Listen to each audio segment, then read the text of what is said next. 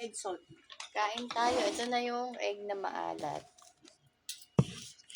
Right, tama-tama may isda. Gusto mo ba nito? Hati tayo.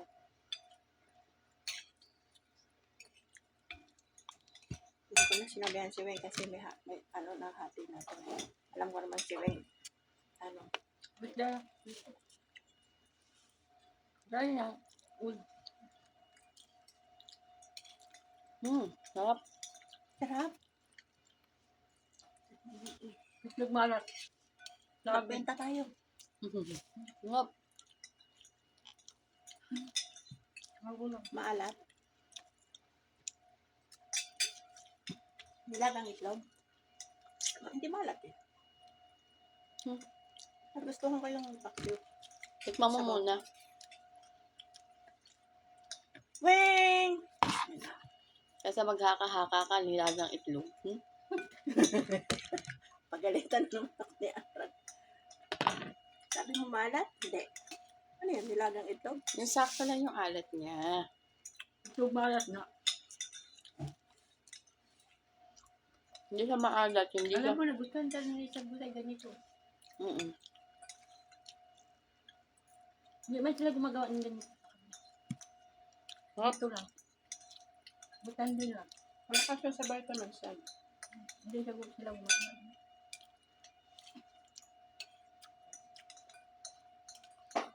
Sarap ng itlog. Nababantay si nanay sa anak niyang bunso. Nabantay? Kaya ano? Ate, maglagay ka ng pitchel ng tubig. Ay, ng yelo sa taso. Natin. May Pepsi, no? Hindi na ako nag-alok kasi, baka magkape. Ano ko, yellow? Baka magkape. Oh, alam mo naman, pag sabi magkakape si Ate Weng. Masarap. Sarap yung itlog na pula.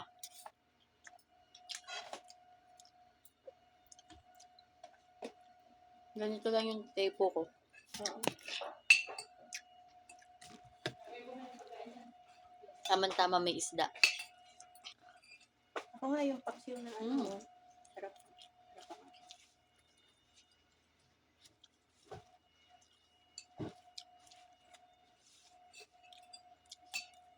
Karaman-laman ang rin. Ano na yan? Pinataan na. Walang itlog. Sobrang anghang.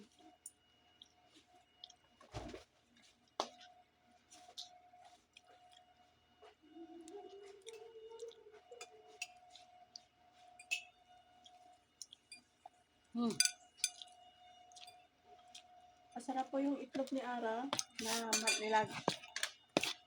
maalat. Ilan ba ginawa mo? Nilalaga talaga yan. Pagkatapos Ang mo layo na ilaga. sagot ko, ilang ginawa mo. Hindi, sabi mo kasi nilaga. Tapos na, Hindi, ang tinatanong ko sa'yo, bakit? Para ba sa'yo nilaga? hindi, sabi mo kasi, sabi mo, maalat ba? Sabi mo, hindi. Ano yung nilaga? Yan ang sagot ko. Hindi, para sa akin, masarap siya talaga. Oh, masarap naman, Ra. Masarap.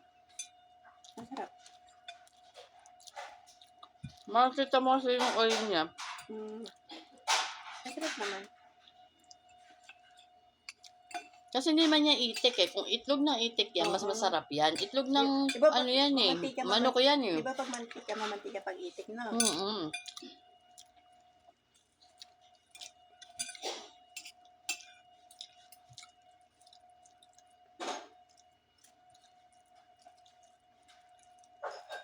Ako nga, may sili pa. Oh. Itlog na may sili pa, may star pa. Ay, match na match yung pagkain. Gusto nga namin yung, ano, hindi maalat eh. Hindi masyadong maalat. Sakto lang. Pero kung ini-expect mo yun talaga masarap na itlog na pula. Itlog ng itik. Hindi, iniisip ko Itlog ng lang. manok na yung maliliit lang na binibili yung bakekong. Bakit yung itlog na binibili namin may kulay, kinukulayan lang nila? Yung kulay lang yun. Sa umaga yun, di ba? Rest back.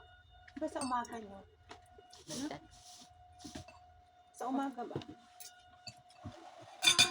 Alhamdulillah. Anong sa umaga? Kain ka? Hindi, nakakasip. Diba? Kasi hindi siya malansa, no? Hindi siya masyado. Kasi hindi siya itlog ng itik eh. Itlog na manok mo yan. Oo.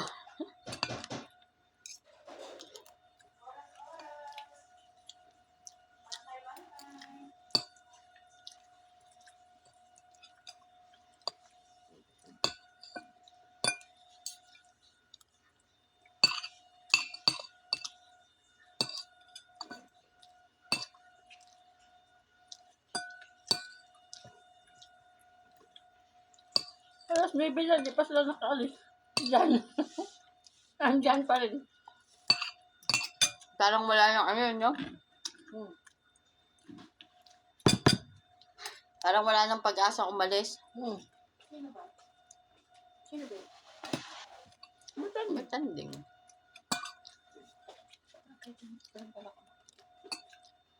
Anong oras si Alex? Alas 10?